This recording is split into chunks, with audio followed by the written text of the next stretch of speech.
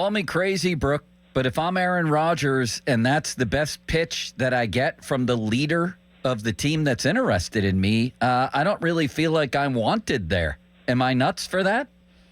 I don't think you are. I mean, maybe the Steelers are now deciding to play hard to get and do some reverse psychology here, but I don't think that's the case. I'm just trying to think of any possible explanation other than Cam Hayward is just really tired of the end of his career being defined by this question mark at quarterback. I mean, I know this is a team that is so tired of talking about the quarterback they were last year and the year before that and the year before that.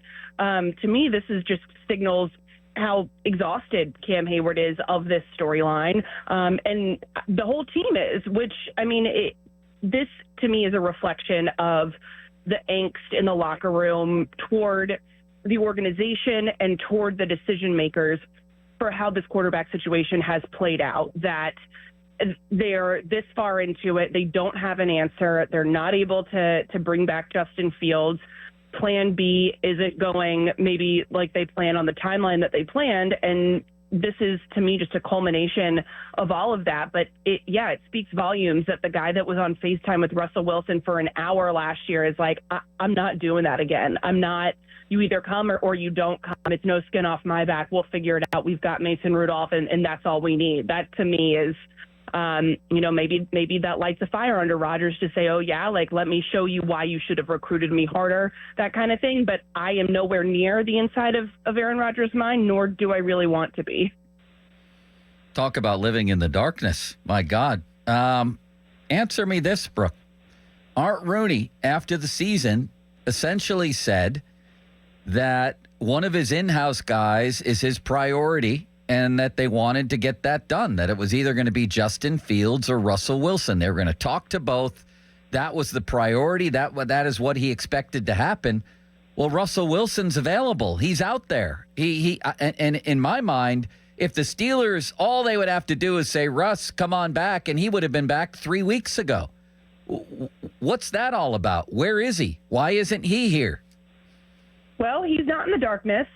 Based on his Instagram story, it looks like he's out training in San Diego, and he is taking free agent visits to other teams. And I think that in this process, the Steelers have kind of telegraphed where they stand on Russell Wilson, because you're right, he is out there and he is available, but their preference was clearly Justin Fields, but not so much so that they were willing to get in a bidding war over him, knowing that Aaron Rodgers was out there and that was an option. It kind of seems like at this point that Russell Wilson is either plan D, E, or F, or not on their radar. It seems like they are very reluctant to go that route, knowing that they could have Aaron Rodgers.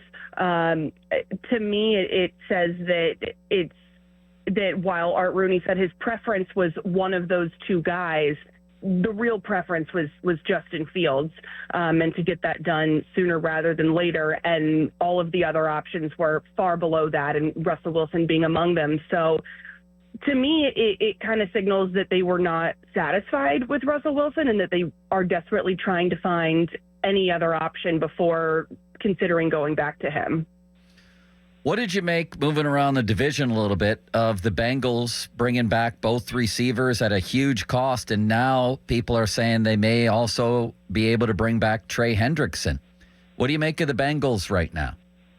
You know, I would love to know how they have figured out their budget, because I could use some of those tips in figuring out mine. But it seems to go against the way that the Bengals have typically done business, where they don't guarantee second-year money. They typically don't do these big contracts, things like that. And the fact that they're able to do two and are still working on Trey Hendrickson tells me that they've kind of accepted, like, hey, if we want to be able to compete and keep our team together, keep our franchise quarterback happy, we're going to have to change the way that we do some things. And it shows a willingness to be flexible that I think a team like the Steelers has not so far.